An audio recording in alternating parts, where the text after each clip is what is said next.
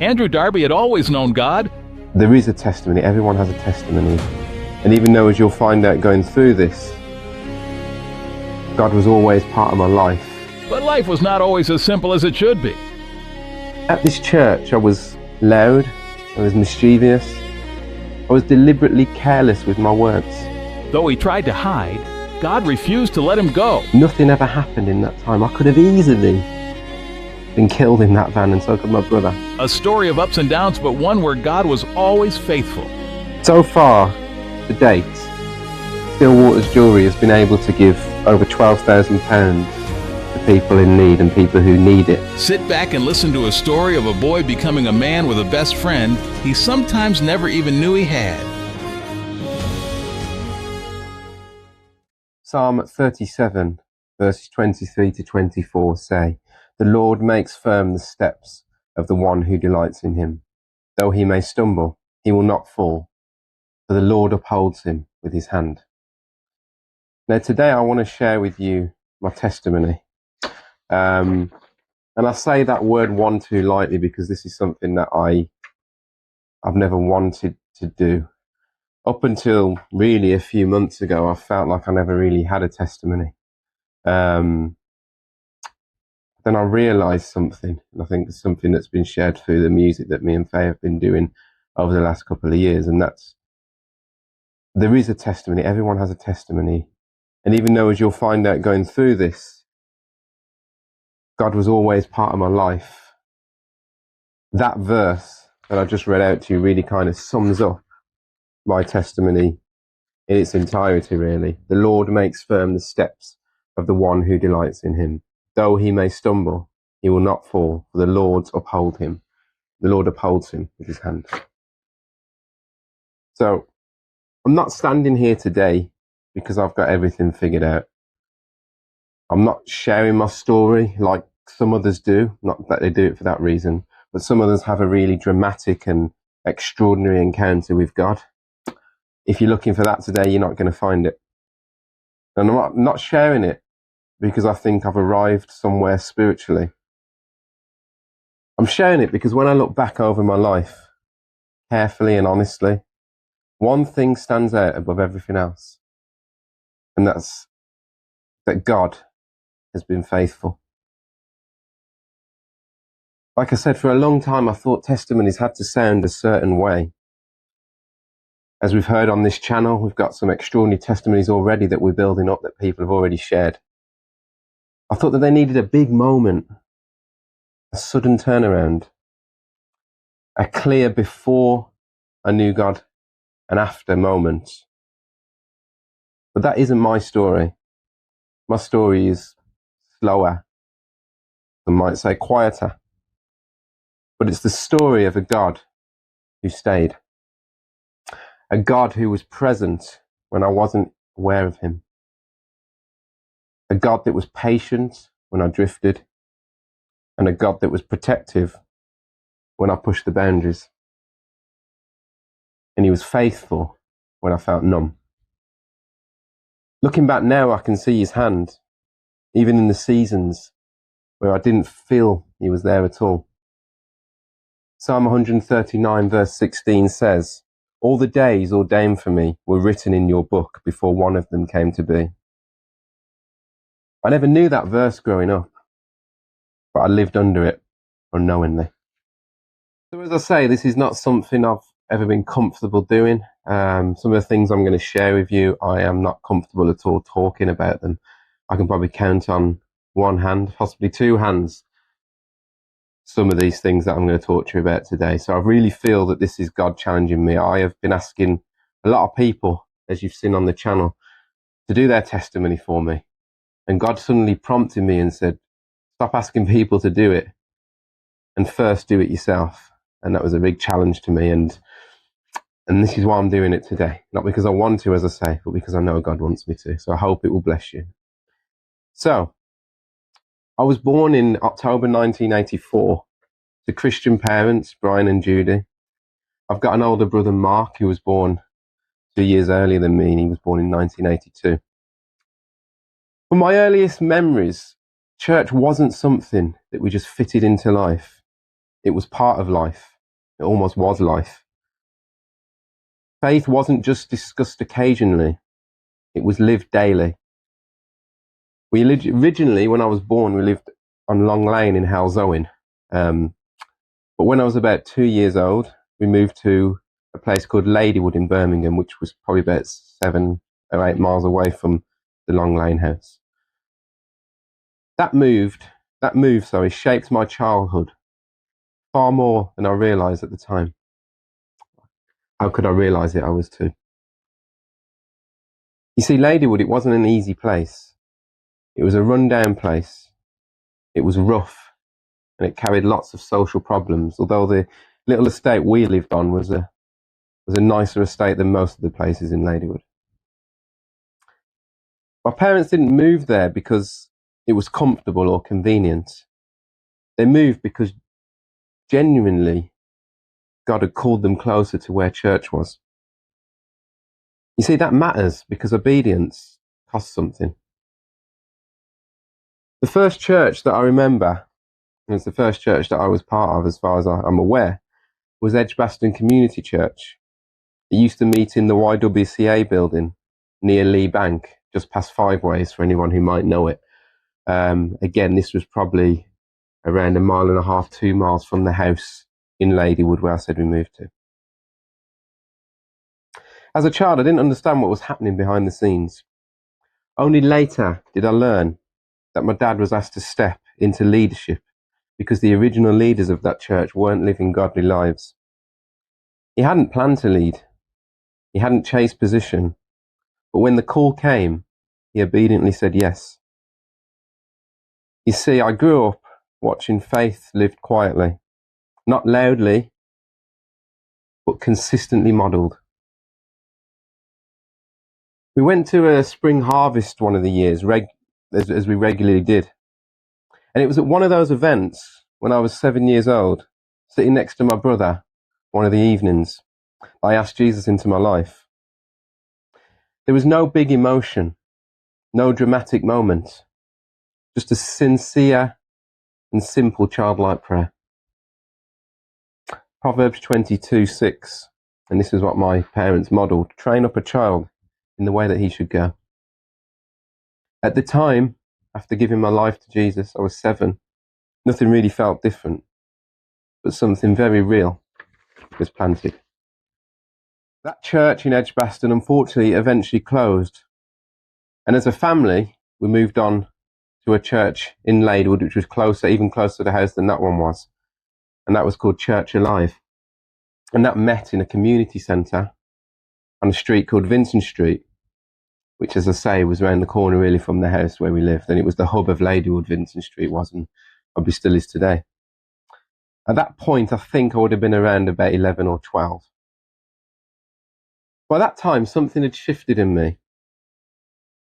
I developed a bit of a chip on my shoulder. I fancied myself as a bit of a rebel to a certain extent. I was a bit of a joker, always making jokes and never really taking life too seriously. At that church in Church Alive, most of the kids in the youth group or in the youth who were part of the church, they didn't feel like my people. They felt quite confident and articulate. And in my words at the time, they were even a bit posh, even though I know now they weren't. Me and my brother were the only local lads there in the church. And as I say, Ladywood was rough. It had a high crime. It was run down, and it was a hard place. And for some crazy reason, 11, 12-year-old me moving onwards, I was kind of proud of that. I felt like I had some sort of bad boy image to uphold. So I did. At this church, I was loud, I was mischievous, I was deliberately careless with my words. I was always making joke and trying to be funny. I enjoyed shocking people.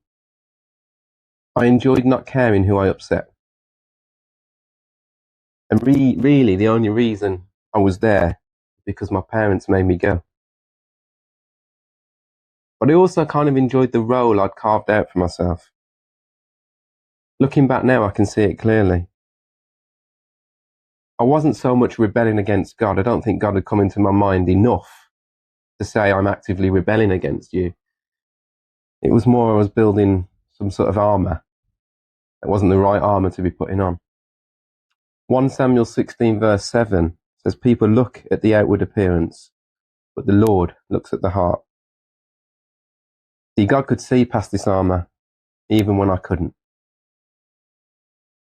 I went to a primary school in Handsworth because my mum worked there as a teacher from year 2 to year 6. That's the last year of infants into my whole of my junior life. I was there. I was at that school, and she was always there because she worked in the nursery, and she was always nearby. She was never my teacher because, as I say, she was with the younger ones. But it felt like I couldn't do anything there without her finding out. And if I did do anything, she always did find out. So when I started secondary school in September 1996, it felt like freedom a little bit. I went to a school called Harbon Hill School, which at the time, it was underfunded. It was chaotic, and the year I joined, it was placed on special measures. That meant that not many people wanted to send their kids there. And there was about 60 children in my entire year group. It was the kind of school that had nothing. It didn't have a playing field. It didn't even have a minibus. It had none of the things that you'd expect a secondary school to have. But for me, I didn't care. I had freedom. I was walking to school alone. It was probably about 2 miles from my house. And I had to walk through some quite rough areas looking back now. And again, that's a sign God was protecting me the whole time. But I had freedom. As I say, I was walking to school alone, and my parents were finally no longer around watching my every move. But that freedom collided with something far heavier. On my mum's side of the family, life was complicated for as long as I can remember. My nan suffered with severe mental illness, and she was in and out of a hospital called Bushy Fields.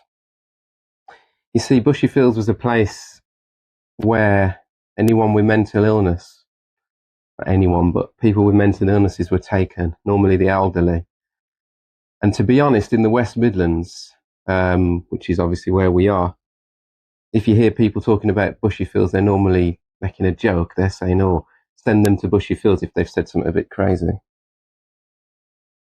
And they'd say things like, if you keep talking like that, you'll end up in Bushy Fields. And people laughed, and I laughed. But inside, if I'm honest with you, that really hurt. Because I knew what that place was really like. I'd been there countless times to visit my nan. Then, on April the 22nd, 1997, my granddad drove to Himley Park. He bought a parking ticket. He took a gas bottle from his boot. He tied it round his neck. And he drowned himself in the lake. I was 12 years old. I still remember exactly where I was sitting when I found out. I remember the position of my feet. You see, that moment, it marked me. At 12, I didn't have the language for grief. So instead, I locked it away. For years, I remember I just couldn't go near Himley Park. I couldn't go to his grave without feeling overwhelming pain. At first, it wasn't anger. It was just deep hurt. Later, it became anger, especially over what his actions did to my nan and to my mum. Psalm 34 verse 18 says, the Lord is close to the brokenhearted. You see, I didn't feel close to God then. I didn't feel he was close. but he was so much nearer than I realised. By this point, I was in year 7. I was new at secondary school, which I mentioned my school earlier, and something in me hardened. It wasn't anything severe, but I'd probably call it a mini rebellion. Throughout my school life, probably not at year 7, but a little bit later, I drank when I shouldn't have. Not a lot, not often, but every now and again. I would smuggle the odd can of beer out when nobody knew about it. I played the tough guy. I don't know why I felt prompted to share this next bit, but I'm going to share it with you. There was an older lad next door. When we was at secondary school, he was probably about 20 odd. And his sister was our age at school, and he'd pick her up. He had this van, and he'd pick her up in his van. It was one of the vans that just had, it was a work van, so there was nothing in the back. So he'd pick his sister up, and she'd sit in the front, and he'd offer us a lift back, which was nice of him. But there weren't no seats in the back, no seat belts. So we'd just kind of sit on the arch of where it went over the wheel in the back, and he was crazy. He would blast. I mean, he had these huge subwoofer speakers in the back. I mean, he weren't using it for work. He was just using it to put his music in, and he'd blare his music at the top of it, top volume it could be, and we'd be sitting there with our ears just blasting with this crazy, horrible music. And he would drive fast. He would speed around the corners, and we'd be just obviously sitting on these little wheel arch things, and we'd be thrown about the van. And he would smoke weed a lot as well.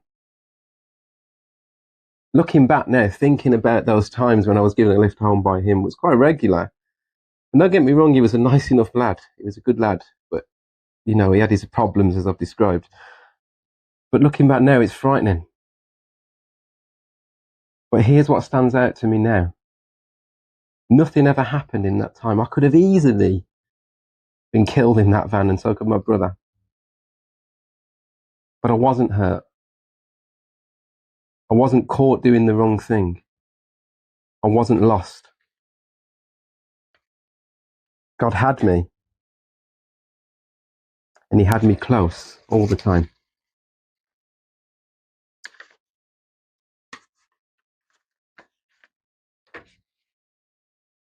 That wasn't because I was smart or clever for not getting caught with doing the things I should be doing. I don't believe so anyway. It was because I was held. I often describe it now, well, really, preparing this talk today has led me to kind of describe it. It's like when you have a dog on a lead. Like my dog, she loves to be held on a lead. That's not because she wants to be restricted or restrained, but it's because it makes her feel safe and it protects her. And I feel like that's kind of how, looking back, that's how it was. God wasn't restricting me. I was allowed to do exactly what I wanted to do. But he was protecting me. Isaiah 41 verse 10, as I said a few weeks ago when we did our question and answers, it's my favourite verse in the Bible. I will uphold you with my righteous right hand. That's the end of that verse. Even when I didn't feel God, he had me close. At church during my school years, I stayed emotionally closed off. I didn't talk about feelings. I didn't really open up. I didn't trust being vulnerable in front of others. But in my later high school years, obviously stood at the church, something began to shift very slowly. I learned to play drums because somebody else listened to God. A student called Tim, he was a student at Birmingham University at the time. He saw something in me I couldn't see. My nan bought me a drum kit in faith.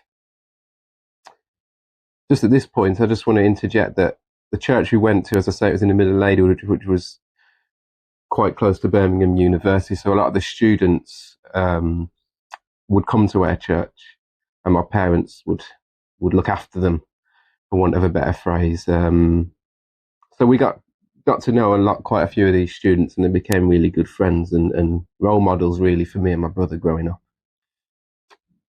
Going back to the drums, from then on, I could just play.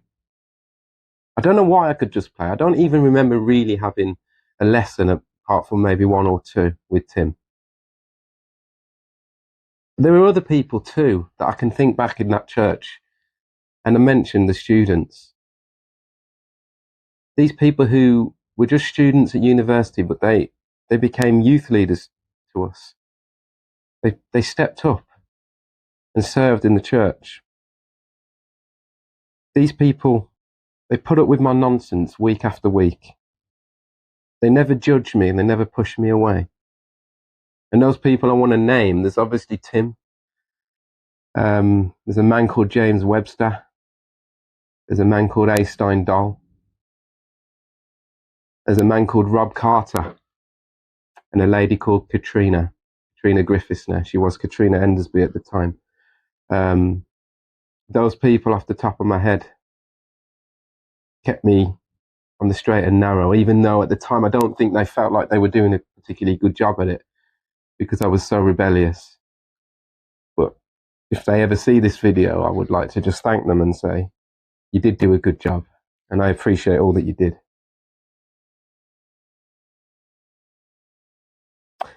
I served constantly at that church after that. I would play the drums. The church met in a community centre. They didn't own the building. So every week we had to set the PA desk up from scratch. And that was a good hour's work every morning. And I used to go and help do that in the morning as well. Later on into my high school, we ran a youth club as part of that church, and I was involved in that. I ran a football team there as well. When I was younger, I played in the football team, which met in a park. It was a free community outreach thing that the community did. That was nothing to do with the church, but the church did get involved and had its own team. And once I got too old to play for that team, that's when I started to help out and eventually became the manager of it. I used to referee the games as well on a Saturday morning. So I was always there serving at even a young age like that. But somebody later explained faith and God to me in this way, once I had got it. They said I knew it in my head, but it hadn't reached my heart yet. I knew the right things to do, but I didn't know why I was really doing it, I guess. Matthew 15 verse 8 says, these people honour me with their lips, but their hearts are far from me. That's Jesus speaking, and I think that really sums up where I was at that point in my life. As I left high school and moved into college, very little changed really on the outside. But I feel like something was quietly happening on the inside. At this point, I had a girlfriend, and I stopped being the show-off and chavvy person that I always was. As I said, I was deeply involved in the church. On paper, I would suggest I probably looked like somebody who had it together spiritually. But inside, I still felt numb. I knew what I believed. I knew the right answers if people were to ask. But if I'm honest, I rarely read my Bible, and I rarely prayed properly, if at all. And that's not because I didn't believe. Not really because I didn't want to, or couldn't be bothered. Although that did certainly play a factor, if I'm honest. If I look back, reading the Bible wasn't really an issue. It was the fact that I couldn't really be bothered to. It was also because I didn't really know how to be honest with God about what I felt I was carrying at the time. At this point in my college life, I wouldn't say I was particularly rebellious anymore, although college was really an afterthought. I wasn't interested in college. I never did any revision. I never did any study. I never did any homework. I would turn up and I would be there, but I was there sort of physically and not really mentally. I didn't care about college, and I came out with pretty poor grades, really. Well, they were poor. I got a D in communication studies and an E in English. I didn't even get to the second year of IT because I failed it the first year. But I would turn up, but I just didn't care. I really didn't care. And I know that sounds terrible standing here now, but I just did not care about college or education in general. In the ways I was rebellious before, though, I wouldn't say I was rebellious anymore. I did try to do the right things more and more as I got older. But I still didn't know how to be vulnerable either. I was trying to be a good person rather than a dependent one on God. But still, God didn't reject me in that season. He waited. I finished college in 2003 and pretty much straight away found a job working in a pub in Birmingham called the Garden House. It's on the Hagley Road, if people know it. It was only a 10-15 minute walk from my house, so it was perfect, really. Felt like a natural step. I was earning money, I was learning responsibility, and I was stepping into adult life. I was driving at this point and sharing a car with my brother. And I was still, as I said, deeply involved with the church.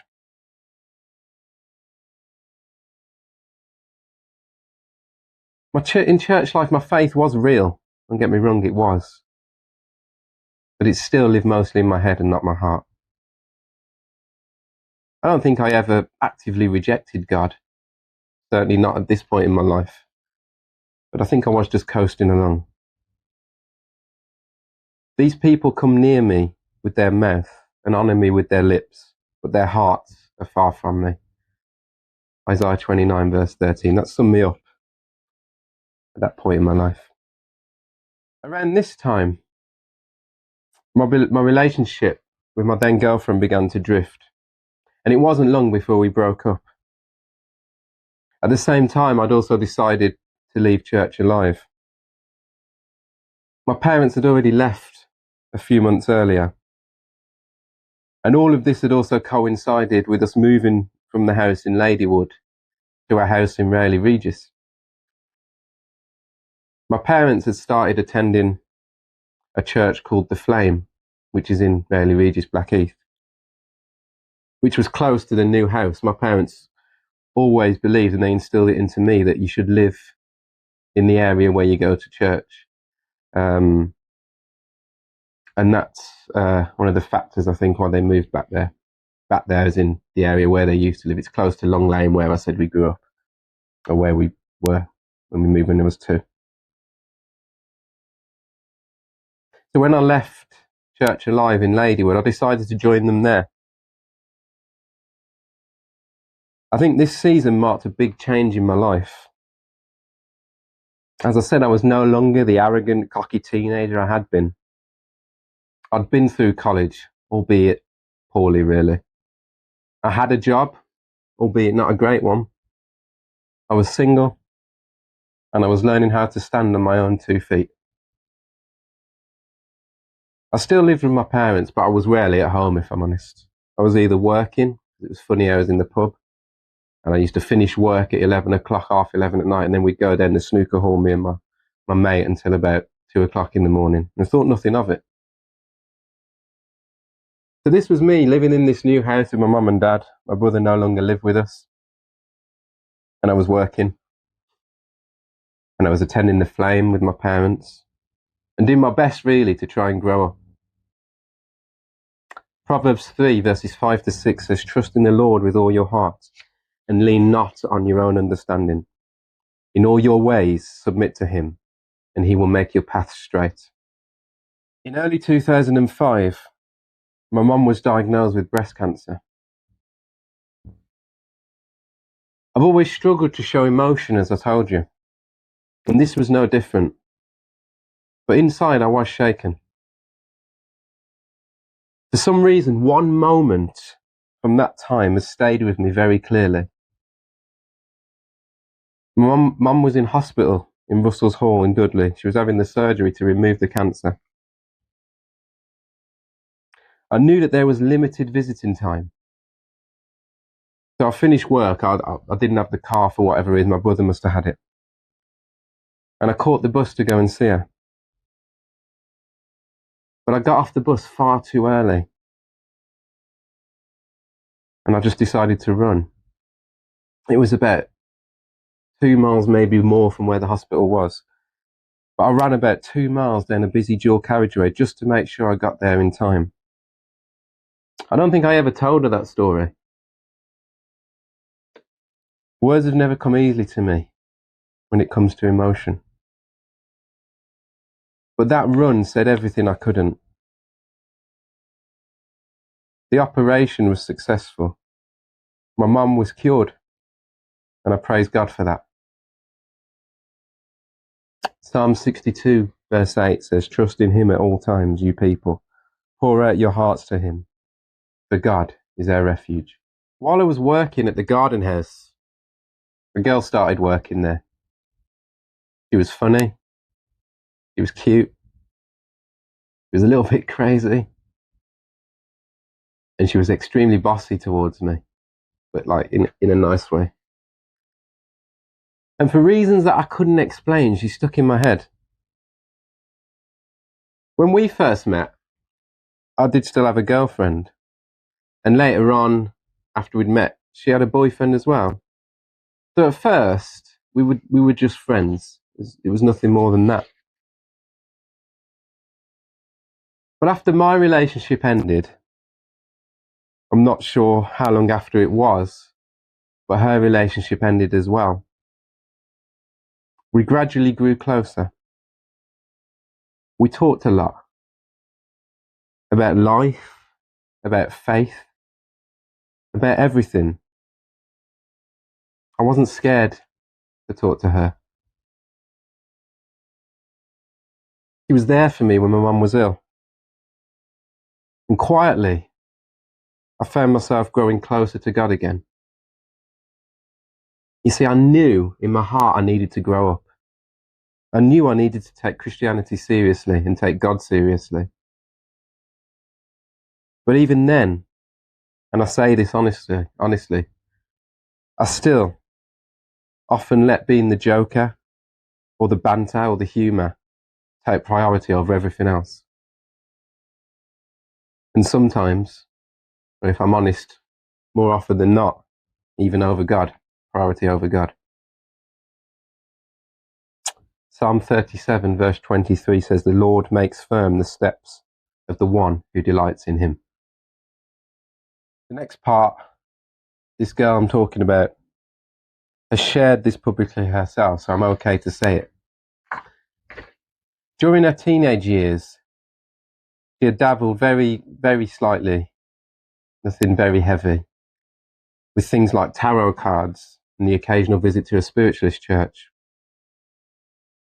While she was still with her boyfriend before they broke up, he had asked me to talk about my faith to her. Because me and him, he worked in the same place as us, so we were friends to a certain extent as well. So the three of us met, and I did talk to her. I was blunt. I didn't have any filter. I definitely didn't have any grace. I told her in no uncertain terms that she shouldn't be messing about with those kind of things. And it was directly opening doors to the enemy. At the time, she was angry. But she was very angry. I don't remember much about what happened next, but I think the conversation ended abruptly. And I left it there. Looking back now, I know my approach, it wasn't right. I can't remember if I was arrogant or cocky, but I know I wasn't gentle, I wasn't kind, and I didn't see any other angle, I didn't see any other thing. And to a certain extent, God needs us to be that way, but we also have to have grace. And the way I was that day didn't have any grace. Truth without gentleness can still wound. But God wasn't finished. Ephesians 4 verse 15 sums up really what we should do. It says, "Speak the truth in love."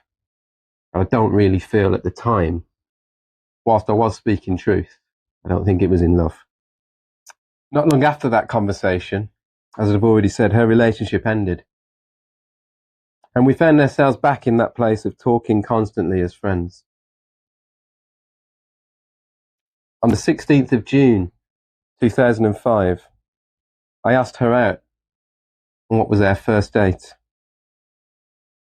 In the early hours of the next morning, so it was technically the 18th of June, I asked her to be my girlfriend. Love blossomed quickly, naturally and deeply. I think just a week or two into our relationship, I told her I loved her. And I didn't care. Very early on, I knew she was the woman I was going to marry.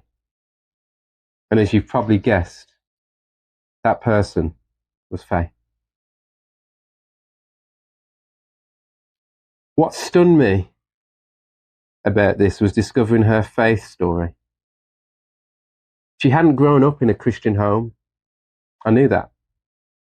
And I genuinely thought she didn't know God. Only to find out she'd made a commitment to him at the age of 7. Exactly the same age as I had done it. You see, it felt like God had been writing 2 stories long before we'd ever met. Jeremiah 1 verse 5 says, "Before I formed you in the womb, I knew you." And I feel like I'm sure other relationships feel the same and are probably the same. I feel like God was forming us together to eventually, at the right time, join together, which is what we did. In the second week of us going out, I invited Faye to come to church with me. As mentioned, I was going to the Flame at this point. And she came. Within days, I understood why that conversation in the pub a few months earlier had upset her so much. She hadn't really understood the spiritual implications of what she'd been involved in.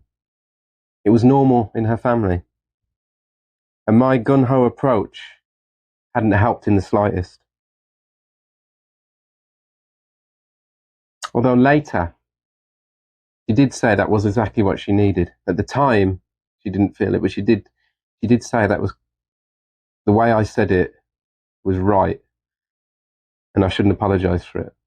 Although I still feel bad about the way it happened. Very quickly, we were attending the Flame together every week. She told me how she had always known God was real, but had never known how to get to know him properly. I couldn't believe God had brought this amazing woman into my life. It felt like we completed each other. I know that sounds like a cliche, but it's true. Proverbs 18 verse 22. He who finds a wife finds what is good and receives favour from the Lord. Even though at this point she wasn't my wife. That verse really, looking back, that was really where I was. On the 1st of January 2006, I took Faye to a place called the Valley of the Rocks, which is in North Devon, in Linton, those who might know it. And I asked her to be my wife. And she said yes. We were engaged for 8 months and 22 days, planning our wedding and continuing to serve in the church. On the 23rd of September 2006, when I was 21 and Faye was just 20, we were married at the Flame, surrounded by friends and family, and most importantly, with God at the centre.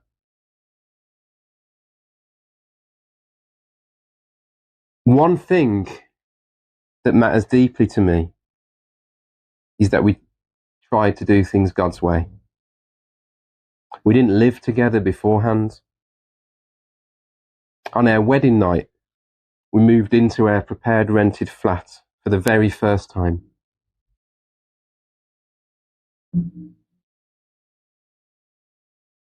My nan had passed away earlier that year in July, so just a few months before we got married. But she'd met Faye, and she knew that we were engaged and we were going to get married. And that meant a lot to me, because I was close to my nan. And it was nice that she got to meet the lady that I married, and the lady that I was going to spend my life with. That famous verse in Ecclesiastes 4 verse 12, it says, a cord of 3 strands is not quickly broken. And that is what me and Faye were doing when we got married. It was me, her, with God at the centre. Fast forward a year to September 2007. After many challenges, we moved into the house that we still live in today. That whole story of finding a house is another testimony in itself. But I can see God's hand in all that process. Maybe I'll share that story with you one day. We were so close to not having anywhere to live when our eldest was born. We finally completed after so much turmoil on the 25th of September 2007. And on the 16th of October 2007, after a frantic few weeks of decorating with an 8.5-month pregnant wife, Grace was born. Grace is our first child. Her birth was complicated to a certain extent. Faye was induced on the Saturday, and Grace, she wasn't born until the Tuesday. Faye had to have so many stitches after she was born because it was hard to get her out. But God got us through it. And then, just under 2 years later, on the 28th of July 2009, just one day after Faye's 23rd birthday, our youngest daughter, her second child, Sophie, was born. And our family was complete. Psalm 127 verse 3 says, children are a heritage from the Lord, offspring a reward from him. Life continued to grow, and we were busy. Faye worked as a teaching assistant in the school where my mum worked. And if you remember, that's the same school I went to when I was in junior school. My mum still worked there. She was still head of the nursery. And Faye got a job there. It was kind of full circle, really. I worked as a telephone advisor in a bank. It wasn't glamorous by any stretch of the imagination, but it was provision. Maybe at the time I was thinking, we should have done better at college. But you do what you do to support your family. It was around 2012, I think, about that time. Me and Faye started playing about with photography. We bought a little backdrop with some lights off eBay. We bought a camera, and we made up some imitation wedding photo shoots. And if I'm honest with you, it grew quite quickly. We advertised just on Facebook to do some home photo shoots where we take this backdrop and these lights around, and we take photos of families and, babies, newborns, all that sort of stuff. And we also advertised that we did weddings. And we did, as I say, it grew quite quickly.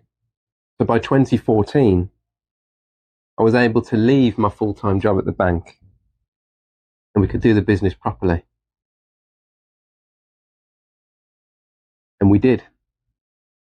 In 2015, just a year later, Sophie, for her 6th birthday, wanted to have a Minnie Mouse character visit her birthday party. And we looked into this, and some companies wanted about £70 for like a 20-minute, half-an-hour visit. Then we looked around and realised we could buy a costume for, I think it was about £70-80. So we decided to do that instead. And that was the birth of our mascot business. At its peak, our mascot business, which was called SG Entertainment. SG stood for Sophie and Grace, which is our children. At its peak, we had 150 characters. And they were like the Minnie Mouse one, big costumes, to superheroes, to princesses. You name it, at the time we had it. And I was dressing up regularly as characters. We had a lot of people that came and helped us. And I'll be honest, it was a lot of fun. We had 15 to 20 people that we could call on, and our weekends were fully booked. We had literally everyone involved. My parents were involved.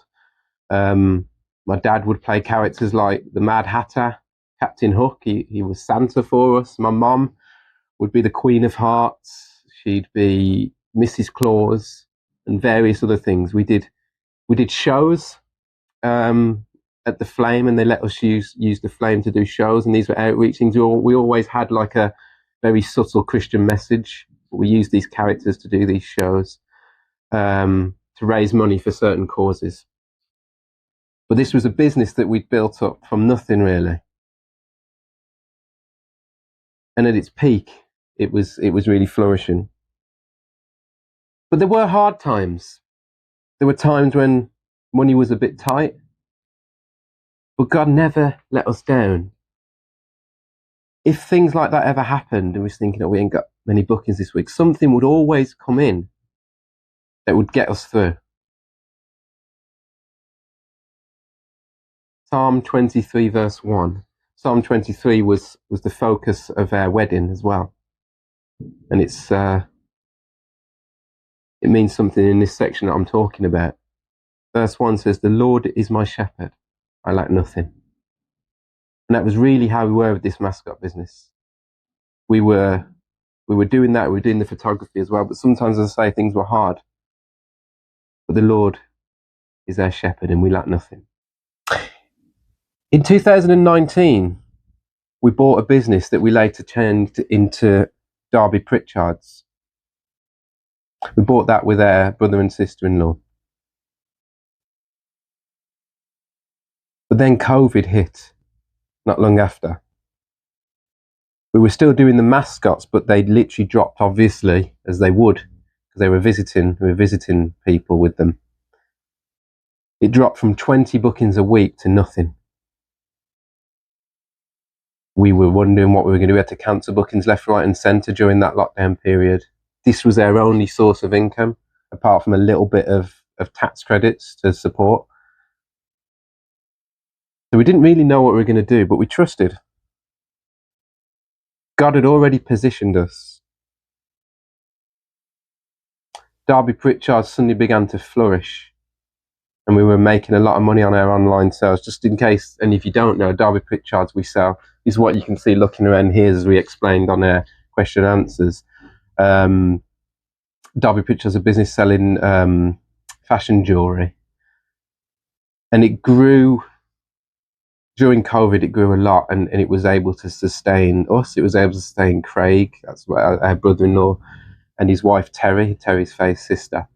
And it was able to sustain us all through that period. Where before COVID hit, we were struggling. We were almost at a point where we couldn't continue with it. But God had more plans, and he sustained it. And from there, over the next couple of years, came a business called The Pet Drop, which was me and Faye selling. We were going to originally sell pet-themed items, but we decided, let's sell pet-themed jewellery rather than just pet items, dog bowls and cat stuff or anything. We decided to sell pet-themed jewellery, so we did that, and that really started to do well as well. From there to a position where we are now, we have 5 different businesses: the mascots and the photography. Very, very occasionally we may go and take photos in a school now, but we won't. We don't really do it anymore. These 5 businesses that we've built up are all a similar theme. We've got Darby Pritchard's, as I mentioned. We've got the Pet Drop, as I mentioned. We've got a business called the Jewellery Outlet, which sells some of the older stock from the other businesses at a cheaper price. We've got a business called the Keyring Kingdom that sells themed keyrings. And we've got a business called Stillwater's Jewellery. Now, Stillwater's Jewellery was born from an idea that God gave Faye. It came from obedience. It was never from ambition. That business we use, I'm looking at it because it's just here. That business we use to support people in need. It was just an idea that God gave Faye. And I would never say anything. I don't want anyone to think I'm bragging or anything like that. But if God gives you a vision for something, then I would encourage you to run with it, because that's what we did with Still Waters. And every bit of profit that comes from Still Waters is used to sow back into what God has called us to do. Still Waters, incidentally, sells Christian-themed jewellery, so it's the same sort of thing as the rest, but it's specifically Christian-themed jewellery as opposed to any other kind of jewellery. So far, to date, Still Waters Jewellery has been able to give over £12,000 to people in need and people who need it. And those things could be anything. It's not necessarily just giving out to charities. These are things that people we might know, people we do know, family who might need something. It's just as God tells us to do it, we try and be obedient and do it. And I'm not saying that, as I say, to sound like I'm bragging or bigging us up in any way, shape or form. I'm just saying that God gave us a vision and we ran with it. And I would encourage you to do the same thing. 2 Corinthians 9 verse 8 says, "And God is able to bless you abundantly, so that in all things, at all times, you will abound in every good work." In March 2023, my mum's cancer returned. This time she was told it was incurable. Now, old fears, things that I touched on early in my life, they started to resurface. I wasn't, again, able to deal with things emotionally. However, there's treatment that she's on, and it's working. They've said they can't cure this cancer, but they can keep it exactly where it is. So as long as these medicines continue to work, then she shouldn't deteriorate any further. And I thank God for that. But I am praying for complete healing too. But I know, on a side note, if illnesses or things like that happen, especially to a Christian person, then that's not in vain. Maybe that person needs to meet someone at a hospital appointment, for example, and that person, as a result of meeting them, will turn their life to Jesus. So if you are struggling with any kind of illness, remember that God will, and probably does, well, not probably, he does want to use you in the circumstances that you're in. But still continue to be obedient and share the good news. In July 2023, I was diagnosed with epilepsy. This was a massive shock to me. Over the couple of years before that, I think I remember having these feelings during lockdown. I would have these deja vu type feelings and this metallic taste in my mouth. And I never knew what it was, and it would happen and it would go. Every now and again, I didn't realise the things were connected. I would pass out. Very rarely, I think it happened 2, maybe 3 times. I would pass out completely and black out. And I just assumed I was fainting. When I was a kid, I'd faint. Again, very, very rarely. It would happen every now and again. I just assumed it was that. But it happened once in July, and Faye said, "No, we're going to have to go to the doctors. We're going to have to see what's going on here." So I went, and it was all quite a bit of a blur. It was quite quick. They told me, "It sounds like epilepsy. You need to go and get yourself to A&E." So we did that. They said, you can't drive. And then when I saw the doctor later on in that day at the A&E, he said, "Can't drive. You need to get on this medication." He gave me medication. And literally, it felt like my whole life, and I know it wasn't the case, but at the time it felt like my whole life had just been crashing down. I mean, I depended on driving, and I know Faye could drive, and bless her, she did. And she took us, and she just stepped up and drove everywhere, and looked after me, really. And I bless her for that.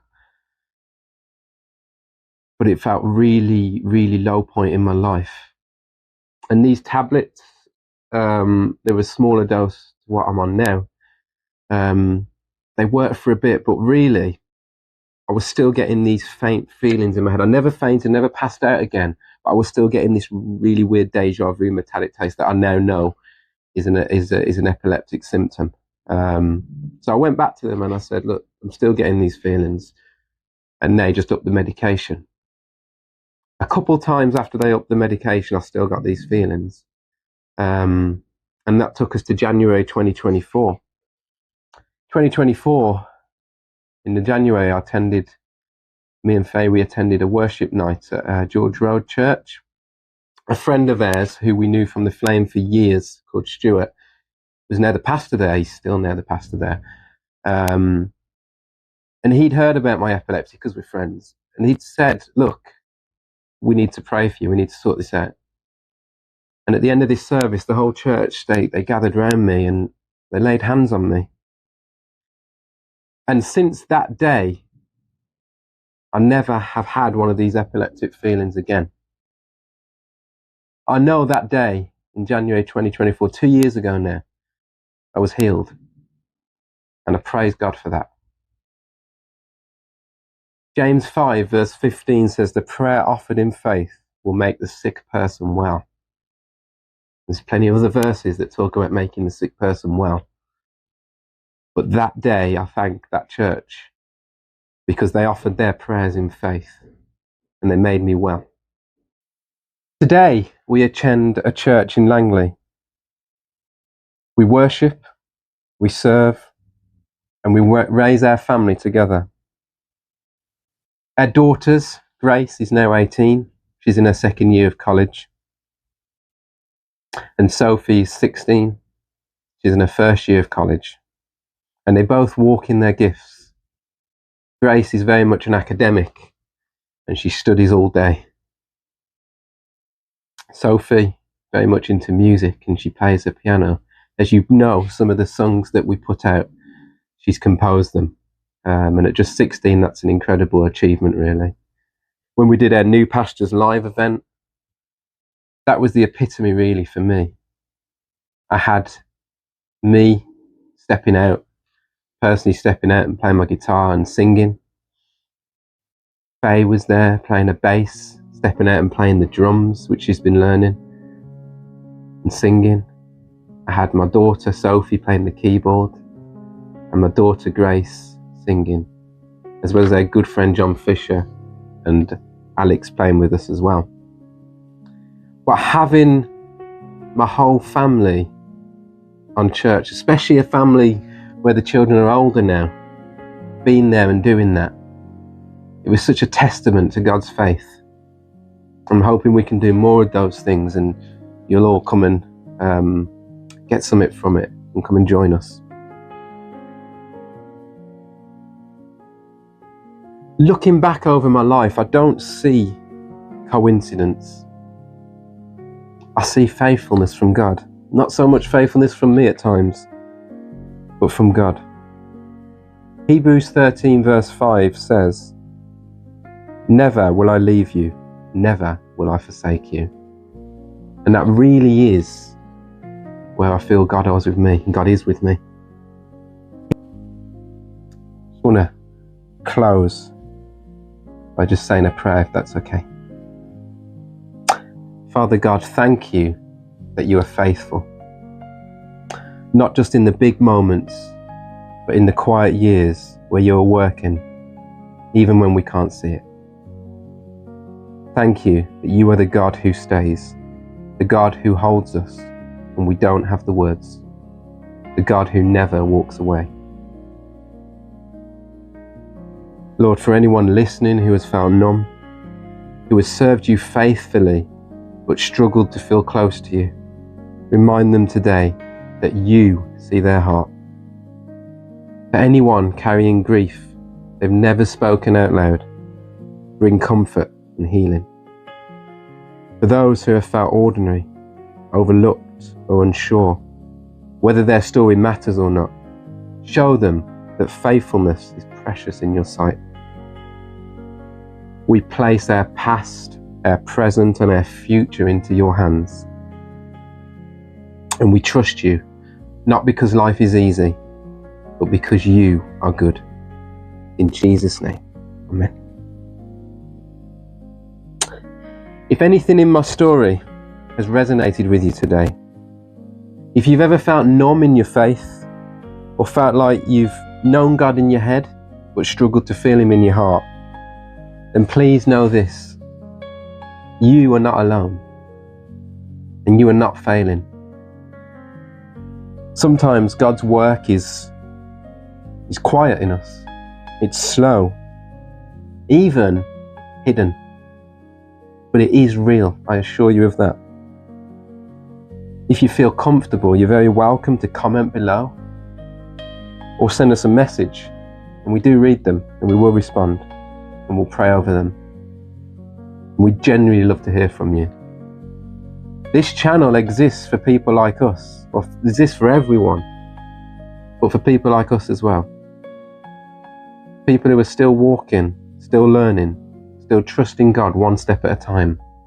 People who sometimes feel lost because they don't have this dramatic turnaround or this dramatic event that they can point to. And yes, Jesus saved me. Sometimes the most dramatic or important testimony, not diminishing anyone else's testimony, is that God was always faithful to me and I always knew him. And even when I slightly rebelled, God was always there. You see, you don't need to have the words. You don't need to have it all together. God bless.